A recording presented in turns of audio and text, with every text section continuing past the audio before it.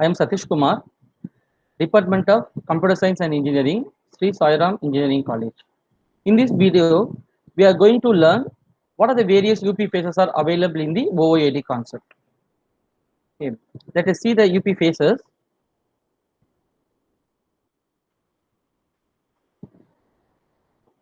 Generally, the UP process phases contains four major phases. They are inception, elaboration, construction, and transition. That is, after completion of these four phases, we are going to complete the entire project or product and we can deploy into the market. That is the main objective of these four phases. The first phase is the inception phase. In this inception phase, we are going to give the approximate vision and business case of the project, scope, and vague estimates of a project. That is, what is approximate vision means just a not a clear vision, just a basic vision of the project we need to given here, and in what way it is related to the business and in what way it is very useful for the business. Then scope, that is what is the scope of the project, how the people can use it, whether it is useful for the real world or not, that is the scope of the project. Then a vague or unclear estimates, that is the no need to give the clear estimates of the project, that is the cost, human resource, whatever. No need to give the clear estimates. We can give the rough estimates of the project in the inception phase. That is the inception phase. The next one is elaboration phase. That is second phase is the elaboration phase. Here we need to give the refined visions. In the inception phase, just we give the approximate vision, but here we need to give the refined and clear vision and iterative implementation of the core architecture, and we need to handle the high risk components. High risk components means each and every project contains so many risks. The risks must be identified and prioritized based on the risk. Here, the core architecture must be implemented first, and then we need to solve the high risk components. Then only we move to the next phase. Then here, identification of most of the requirements are completed here. Almost 80% of the work must be completed in the elaboration phase. Next one is the construction phase. Whatever the requirements are not covered in the elaboration, that is the remaining 20% of the requirements must be covered in the construction phase. That is also the iterative implementation of the remaining lower risk and easy elements. At the end of the construction, we need to complete 100% of the requirements and the product must be ready for the deployment. That is the meaning of the construction. That is the construction part is over. That is the meaning. The last one is the transition phase. As the name suggests that the transition phase means the product is transition from the customer place to the real world, that is to the market end user side. So here we are doing the beta test and what are the things required for the deployment must be doing here. After this, the product is ready for the usage in the market. These are the four major or main phases in the UP to create and deliver the project or product. The next, in this slide, we have seen one diagram, that is inception phase takes only one box. What is the meaning? That is, here only one iteration is there in the inception phase. Within a single iteration, we need to tell the vague estimates and rough vision of the project. Here in this inception phase, we need to tell whether we can continue the project or stop the project. This we need to take the decision about whether we are going to do or we are going to discontinue the project. Suppose if we are not going to do the project, that is we are going to stop the project, means we need to give the clear information about why we are going to stop this project. That is called inception phase. Here there is a decision phase. The next one is elaboration phase. So it takes more than one iteration to cover the high risk elements and the core architecture. That's why we have given three boxes. And the construction is a more number of iterations. That's why we have given so many numbers of boxes. During this iteration, we are covering the remaining 20% of the requirements. The last one is the transition. It is also the less than the elaboration iteration, like only two or three iterations. Within this iteration, we need to test the products and we need to deliver into the market. So this is the meaning of the diagram. So first we are going to discuss the inception phase detailing. So already we said, that is already we have seen, inception is not a requirement phase, it is a feasibility phase where just enough investigation is done to support a decision to continue or stop. That is here, instead of doing the requirements analysis, here we are going to take a decision just feasible phase or not, whether this project is feasible or not, whether we are going to continue this project or we are going to stop this project. So the decision is based on various activities. Some of the activities of the inceptions are: what is the vision and the business case of the project, feasible or not, buy or build, rough estimates of the project, should we proceed or stop.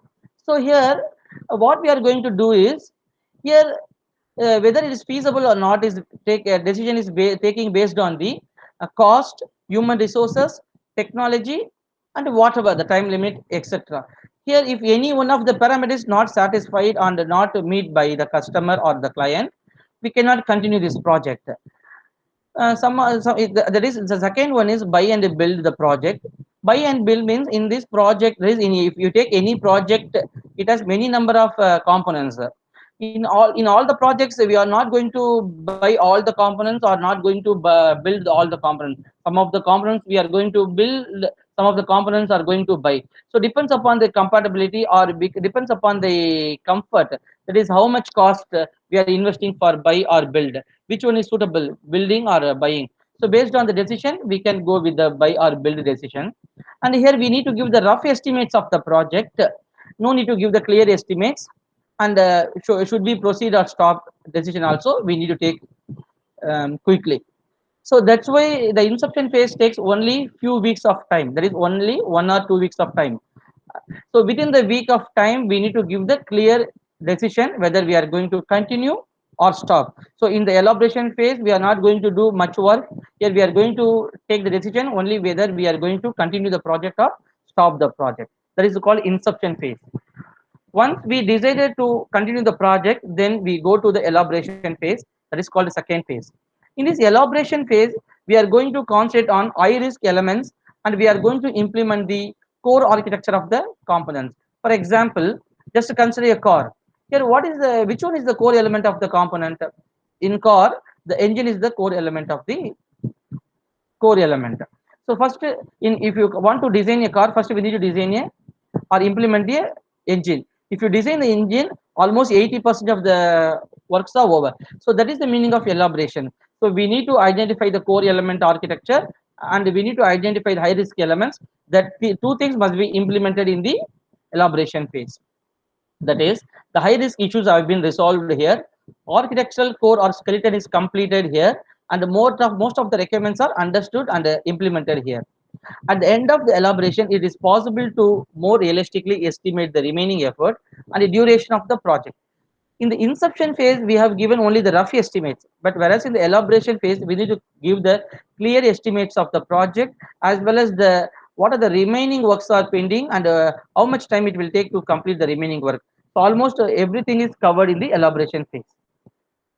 Some of the activities of elaboration phases are to produce a proven architectural baseline of your system. That is the architectural is baseline here, there is freezed here.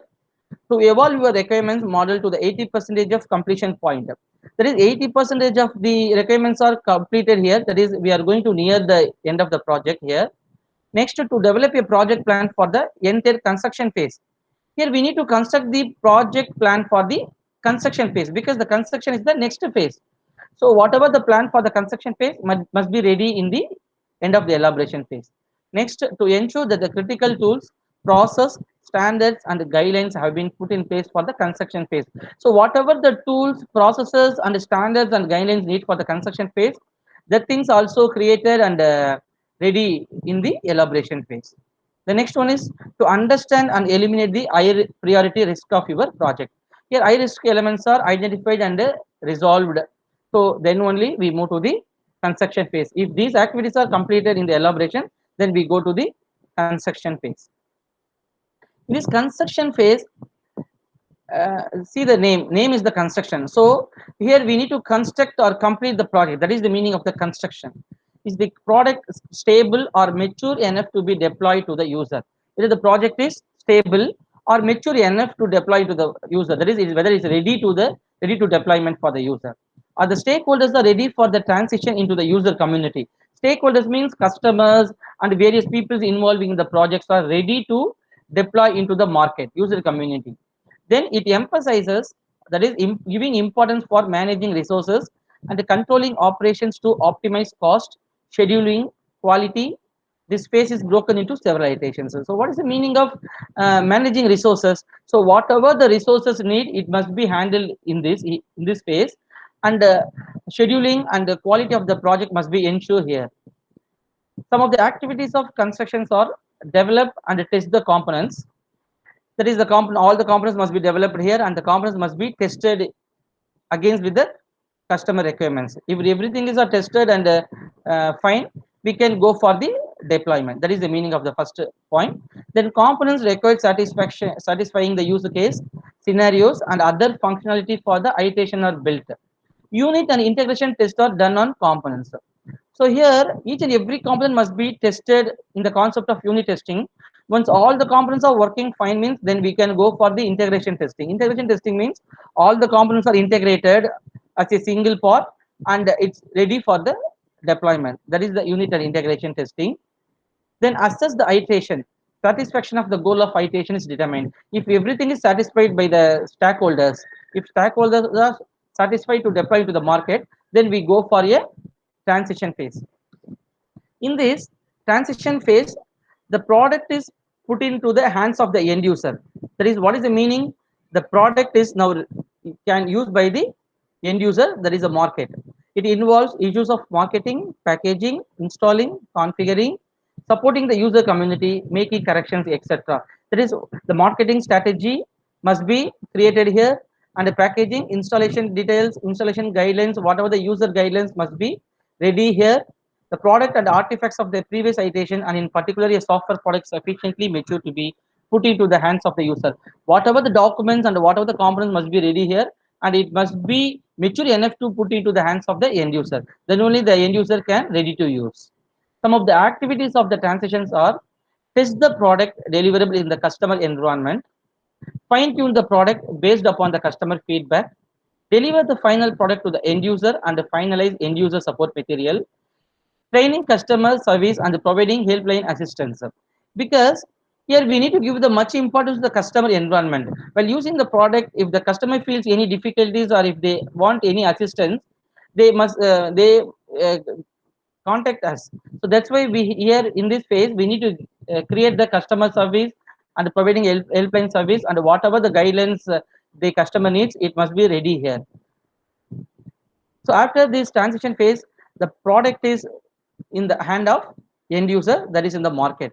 Once you completed all the four stages, that is all the four phases, the product or project is ready in the market. That is the meaning of 4 UP phases. Transition, in the transition phase, the project must be completed, product is in use, lessons learned, and a plan for the next release. Lesson learned means whatever the lesson learned in the previous, if you learned any advice or any guidelines learned from the previous iterations, you can apply into the next iteration, and you can fine tune the things in the next release. That is called transition phase.